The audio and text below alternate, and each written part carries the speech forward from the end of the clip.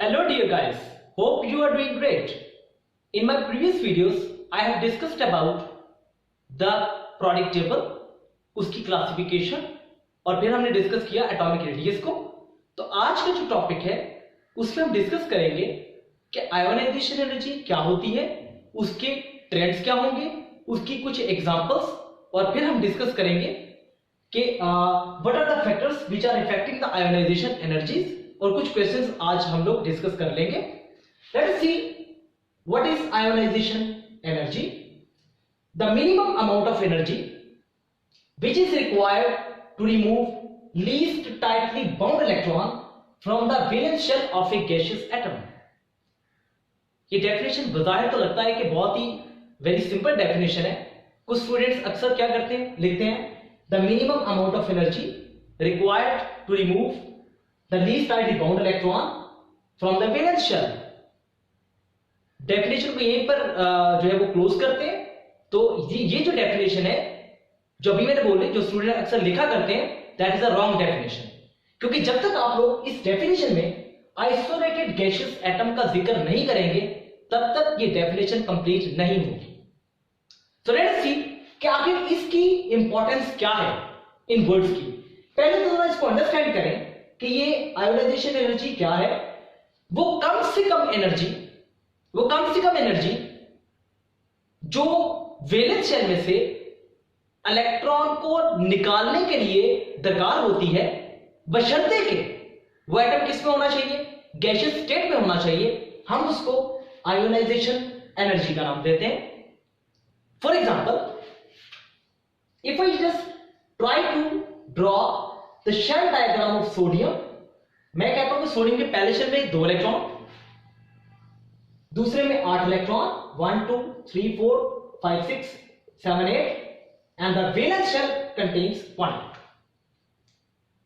तो अगर मैं इसकी अट्रैक्शंस की बात करूं, यहां पर है न्यूक्लियस के साथ पहले शेल की अट्रैक्शन सबसे ज्यादा है, दूसरे शेल में उससे कम है, लेकिन लास्ट शेल में सबसे कम है। तो साबित हुआ कि ये जो इलेक्ट्रॉन है, जो वैलेंस शेल है, that is least tightly bound electron, जो कि न्यूक्लियस से सबसे वीकली अट्रैक्टेड है। तो ऐसी एनर्जी जो इस इलेक्ट्रॉन को निकालने के लिए रिक्वायर्ड होगी, लेकिन इसकी प्रोबेबिलिटी क्या है, शर्त क्या है कि ये जो एटम है it should be in gaseous state, it should be in the gaseous state, then we just call it a ionization energy। अगर हम इस टर्म्स की बात करें कि ये आइसोलेटेड गैसियस जो एटम है, what is the meaning of that. अगर इस टर्म को अंडरस्टैंड करना है तो हमें सोडियम की पूरी एनर्जेटिक्स को डिस्कस करना पड़ेगा। So this definition is little bit complex. इसके अंदर बहुत ही खूबसूरत केमिस्ट्री हिडन है। Let us see. For example अगर बात करें सोडियम की, I will just try to draw once again the shell diagram of solid sodium. पहले शेल में 2 इलेक्ट्रॉन, दूसरे शेल में 8 electron, and similarly in the final shell or in the valence shell or in the outermost shell it has 1 electron। इस वक्त ये sodium किस में मौजूद है, in the form of solid, that's it। अगर मैं इसको एनर्जी प्रोवाइड करूं, ये एनर्जी किसी फॉर्म में हो सकती है, it may be in the form of heat, it may be in the form of light. अगर मैं इसको प्रोवाइड करूं, what happens, this atom first of all इस एटम को क्या होगा, it will be converted into 1 2 3 4 5 6 7 8 10 2, second में 8, third one में 1 इलेक्ट्रॉन। सो आपने सॉलिड सोडियम को सबसे पहले किस में कन्वर्ट कर दिया, Na लिक्विड के अंदर। सो पहली फेज चेंज हुई, कितनी energy, 2.60 kilo joules per mole energy is required to convert this solid sodium into the liquid sodium. Once again, you will provide more energy, then you get Na. In the first cell it contains 2 electrons, in the next cell 1 2 3 4 5 6 7 8, once more it contains 1 electron. Now this liquid sodium has been converted into sodium vapors or sodium in the form of gaseous state. अगर आप liquid से vapours में जाना चाहते हैं, you require 97.42 kilo joules per mole energy. तो once again I repeat, solid sodium से आप अगर गए लिक्विड सोडियम पे तो आपको कितनी एनर्जी चाहिए? 2.60 किलो जूल्स पर मोल. और अगर आप लिक्विड सोडियम से किधर गए वेपर्स की फॉर्म में तो कितनी एनर्जी चाहिए? 97.42 किलो जूल्स पर मोल. तो इस वक्त ये जो एटम है, this atom is called as isolated gaseous atom. इस वक्त ये एटम क्या कहलाएगा? Isolated gaseous atom. अब आप क्या करते हैं? व्हाट यू डू, अगर आप इसमें प्लस 496 किलो जूल्स पर मोल इसको एनर्जी देंगे तो ये अपना एक इलेक्ट्रॉन इसमें से निकाल के बाहर फेंकेगा. तो what happens? It will be converted into Na1+. तो मैं कहूंगा सोडियम वेपर्स या गैसियस फॉर्म में कन्वर्ट हो चुका है आयन की फॉर्म में. -1 इलेक्ट्रॉन, यानी कि एक इलेक्ट्रॉन इसने लूज किया, कन्वर्ट हो गया Na+1 के अंदर. सो वो एनर्जी जो इस आइसोलेटेड गैसियस एटम को आयन में कन्वर्ट करने के लिए दरकार होती है, हम उसको आयोनाइजेशन एनर्जी का नाम देते हैं. तो जब तक आपने इन एनर्जेटिक्स को डिस्कस नहीं करेंगे अगर आप लोग, तो कभी भी आपको आइसोलेटेड गैसियस एटम की समझ नहीं आएगी. आई hope so you understand this one. One more thing, अगर आप इसको जरा गौर से देखें, आप कहते हैं sir there is a one problem. What is that problem? अगर आप सोडियम को सॉलिड से डायरेक्टली सोडियम लिक्विड में चेंज सॉरी अगर आप इसको गैसियस फॉर्म में चेंज करना चाहते हैं तो you require 107 kilo joules per मोल. लेकिन आप कह रहे हैं सर आपने कन्वर्ट किया पहले इसको लिक्विड में, लिक्विड से किसमें? गैस में गए. तो अगर आप इन दोनों एनर्जीज को सम करें तो हमारे पास आंसर आएगा तकरीबन 100 किलो जूल्स पर मोल. तो हमने तो कह दिया कि सॉलिड से वेपर्स की गैसियस फॉर्म में गए, तो यहां पर आपने जो कैलकुलेट की वो कितनी थी? 100. लेकिन जो एक्चुअल वैल्यू कितनी है? 107. This is called as theoretical value and this is called as experimental value. तो आप कहेंगे इतना डिफरेंस क्यों आया? Why this difference is so? This is the question. तो dear students, you should know that enthalpy of sublimation is always greater than enthalpy of vaporisation. तो अगर आप इसको डायरेक्टली कन्वर्ट करें तो delta H of sublimation is required and that is 107 kilo joules per मोल. लेकिन अगर आप इनडायरेक्ट वे से गए हैं, स्टेप बाय स्टेप गए हैं, तो आपको कितनी एनर्जी चाहिए? 100 kilo joules per mole. I hope so you understand the energetics. तो इस वक्त मैंने सिर्फ और सिर्फ एक ही टर्म को डिस्कस किया कि ये आइसोलेटेड गैसियस एटम का मतलब क्या है, कि जब तक ये इसको एनर्जी मिली, it converts into the liquid state. once again it gets energy and it will be converted into the vapor form or gaseous state. Then if in this case if you provide the energy to this atom and if it is losing the electron, then that energy is called as ionization energy. So this was all about the energetics of ionization energy. Let's talk about this example. Sodium को एक electron जैसे ही निकालेगा Na+1 में convert हो जाएगा और इसकी जो आयोनाइजेशन एनर्जी कहलाएगी वो +1 वाली जो है वो कहलाएगी, क्योंकि this is first ionization energy and this is always represented by a positive sign because energy हमेशा एब्जॉर्ब होती है इलेक्ट्रॉन को निकालने के लिए. तो अगर आप कहते हैं क्या सर हमारे पास ये electrons, for example if we just talk about that once again the case of sodium, सवाल है कि क्या आप लोग दूसरा इलेक्ट्रॉन, मजीद इलेक्ट्रॉन निकाल सकते हैं? यस, जितनी एनर्जी प्रोवाइड करेंगे आप उसमें से इलेक्ट्रॉन को निकाल सकते हैं, but you should know some cases. For example, अगर आप this is sodium,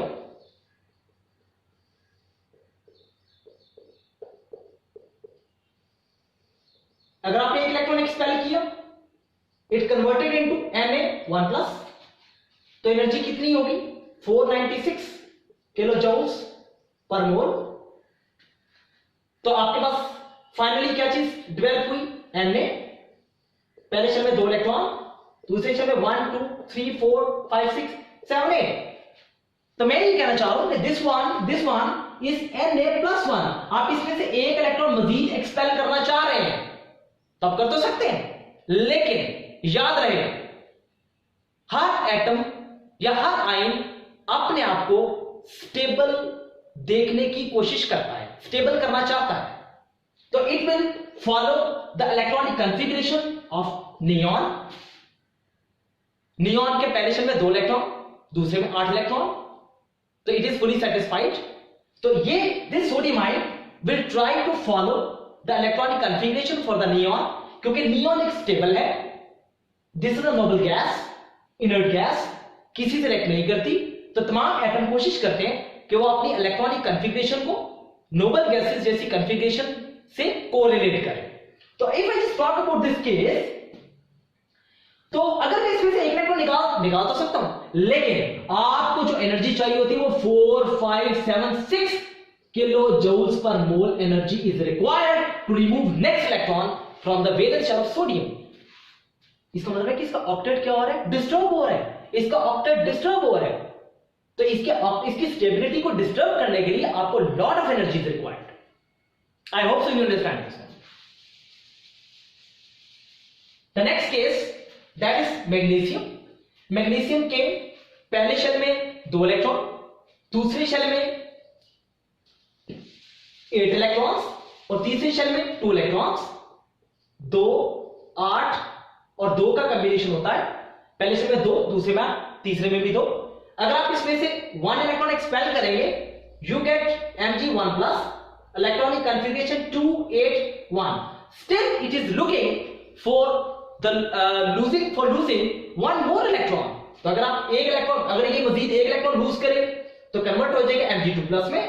electronic configuration क्या आएगी 2 and 8, and this electron has been expelled out. Electron इसमें से एक्सपेल हो चुका।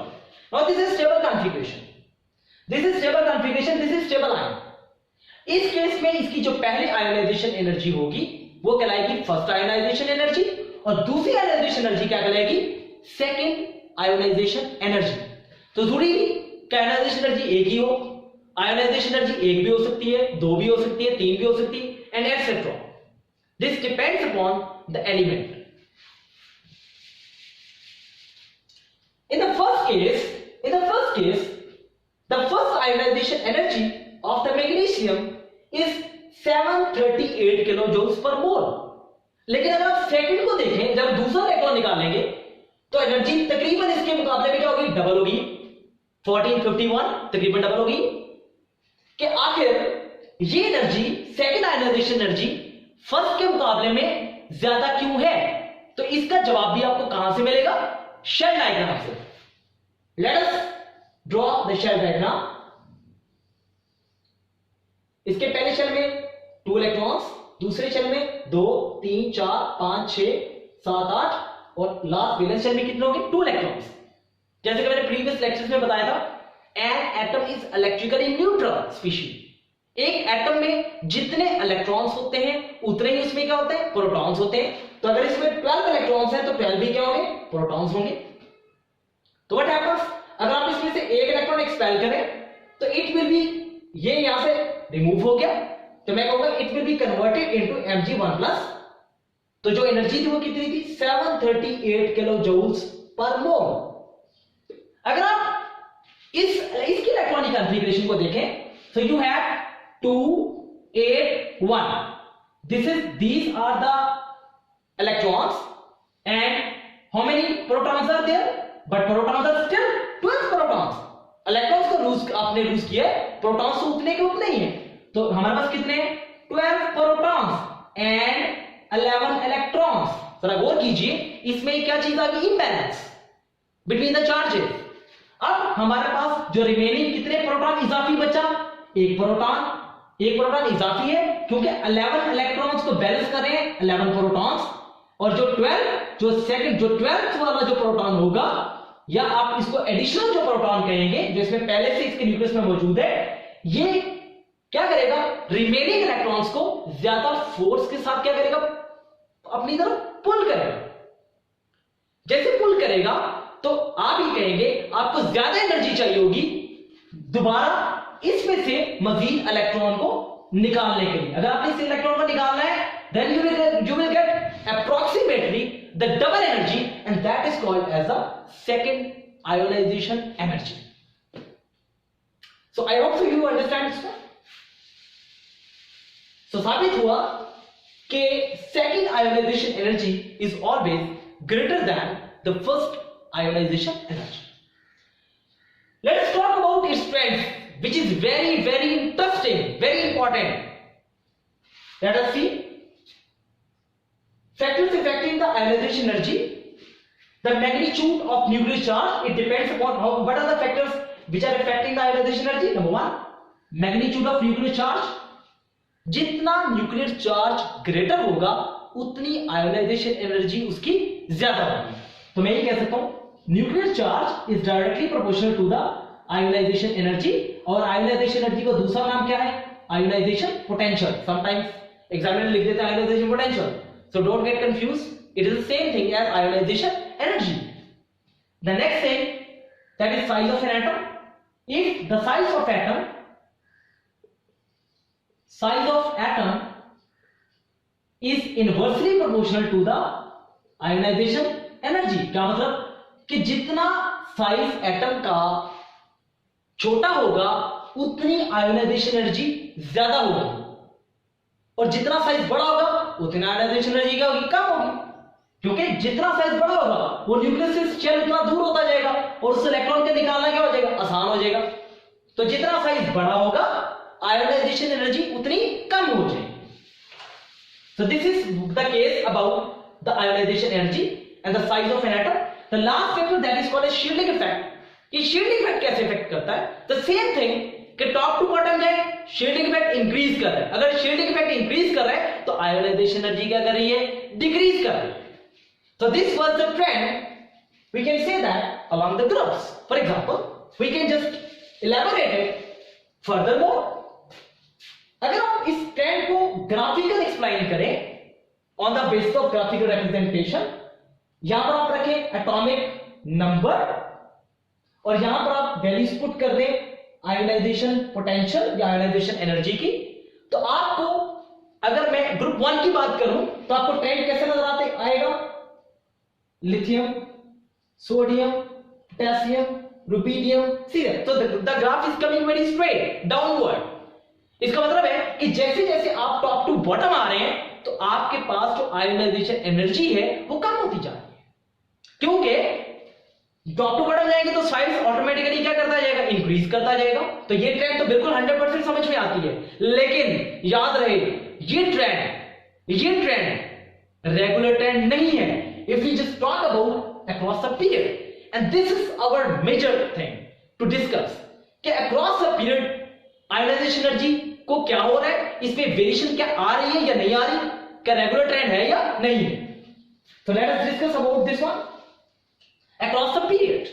One thing, it is very much confirm that as we move from left to right, जैसे जैसे हम लेफ्ट टू राइट जाएंगे तो साइज क्या होता जाता है, it is getting smaller and smaller. जितना स्मॉलर होगा तो आयोनाइजेशन एनर्जी क्या करती रहेगी, इंक्रीज करती जाएगी। Ionization energy is going to be increased as we move from left to right, क्योंकि साइज छोटा हो रहा है, साइज छोटा होता है न्यूक्लियस चार्ज क्या हो रहा है, बढ़ता जा रहा है, एटॉमिक नंबर बढ़ता जा रहा है, तो उतना वो न्यूक्लियस की जो पुल है वो बढ़ती जा रही है, इलेक्ट्रॉन्स का निकलना क्या हो जाएगा, मुश्किल हो जाएगा। लेकिन जरा इन पीरियड्स के ऊपर मैंने कुछ वैल्यूज पहले से प्री राइट की है, लेट्स सी। अगर आप पीरियड 2 की बात करें, दिस इज पीरियड नंबर 2, जिसके एलिमेंट्स हैं lithium, beryllium, boron, carbon, nitrogen, oxygen, fluorine. इस ट्रेंड को और से डिस्कस देखिए जरा प्लीज। इसको डिस्कस करते हैं। लिथियम की जो आयोनाइजेशन एनर्जी है, फर्स्ट आयोनाइजेशन एनर्जी वो है 520, बेरिलियम 899।